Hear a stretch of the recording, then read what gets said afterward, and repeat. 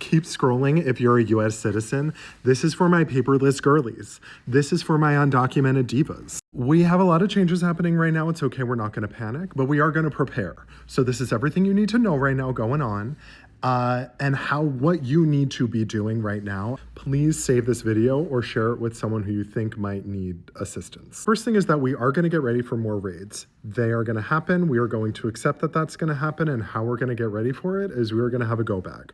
We are going to have an emergency plan in place if someone who is going through the immigration process doesn't come home one day. I know that sounds really real and really intense and totally insane, and it is, but this is practical advice. I want you to be pragmatic about this and have some forethoughts. I'm just gonna have that emergency plan in place just in case. This was a raid that happened over the weekend. It's very sad, it's very disturbing. So get those emergency contacts in order: childcare, pet care, medical information. We need all these documents in order and ready just in case that something happens. Logins for your bank, like make sure someone you love and trust and know has access to this information in the event you're being held in a detention center. I will say I go to detention centers every week, and there is, you are able to communicate, but it is only over telephone or Skype. So if you can't do it over telephone or Skype, make sure someone else can do it for you. Okay, next we're gonna go to this website and we're gonna download Know Your Rights. These are little Know Your Rights cards. It's like the size of a postcard. You can keep it in your wallet. Print out 10 of them, save them on your phone. They're in all different languages as well. This is a fantastic resource if ICE knocks on your door one night. That has happened to my clients, it's happened to many people I know, and it's everything you need to know. You don't have to let an ICE officer into your home. You don't have to answer the door. You can ask them to slide the warrant under the door, and then you can call your attorney. So go to this website. I know we throw around these terms like know your rights, like register, whatever, but this is actually really important. I've had clients who were erroneously held in detention, and I've had to submit emergency injunctions to ensure that they were not deported. That actually happens all the time. Immigration attorneys are constantly trying to keep ICE from accidentally deporting our clients. So you want to stay at a detention, even if it means not answering the door for an ICE officer who does not have a warrant. I don't have a relevant photo for this next one, so here's my outfit from earlier. If you are anyone other than a US citizen, I need you to carry with you your work permit, your green card, your LPR card, anything that proves that you have some sort of status here if you have said status. This is for everyone except for American citizens. So if you have a work permit, always carry it on your person. Even if you're going out to walk the dog, running to grab a gallon of milk, make sure you have it on your person at all times. That sounds crazy. Historians chime in here and tell us other times in history when these things have happened, it's usually not a harbinger of horrific things to come.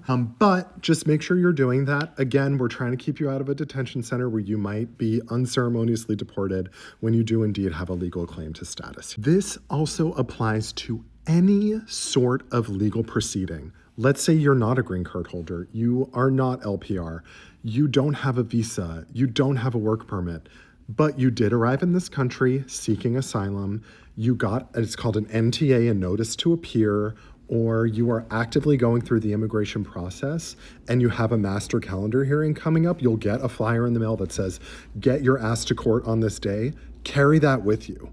Because if you're stopped by a police officer or a detention officer, an ICE officer, you're gonna wanna show that document that proves that you are in the middle of a legal proceeding and you should not and cannot be deported.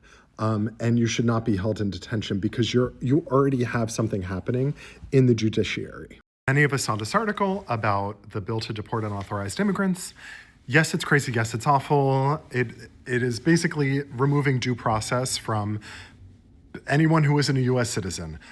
It's wild. We can get into that in another video, but this is about practical resources for people who are going through the immigration process. I'm losing my voice. I've been talking all day in court, on calls, in detention. I'm exhausted. But what you need to remember is that if you even think you may have committed a crime, or you know you committed a crime a long time ago, you got a few too many speeding tickets, whatever it is, and you are going through an immigration process, please tell your attorney. 90% of the time we are not told. I think 80% of my clients have committed a crime and they don't tell me, and then I find out in the worst way possible, which is in court. It's not because I look stupid. I look stupid most of the time, but I'm not prepared. I can't help you. So we actually, like, help me help you. It's so silly. It's such a cliche, but if I don't know about those speeding tickets or, that jurisdiction or that thing that happened 30 years ago, I'm not ready for it. And so I'm on my heels, and the argument is just not going to be as fierce as it might have been had you told me. So if you have any sort of criminal background, talk to your immigration attorney. You want to tell them, because this is probably going to be one of those things where we're going to see a lot more crackdown on people with criminal records. But really, this law does completely remove the Constitution from migrants in many ways. It's super messed up. Okay, if you have questions, if you're not sure, if you need help from an immigration attorney, you're going to go to my page. You are going to click on, Linktree right there. You're going to click on my Linktree. Then you're going to scroll to the bottom and you're going to click Contact Me. Please don't DM me. My DMs are a menagerie of unaliving threats and people calling me gay slurs. I don't read them. So if you really need to contact me for immigration help, right there. Bam, baby. I got you. I'm sure it's very scary to be a migrant right now, but I want to leave you with this. Just know that there's a lot of news right now about all the horrendous things that are happening. Yes, those are all awful.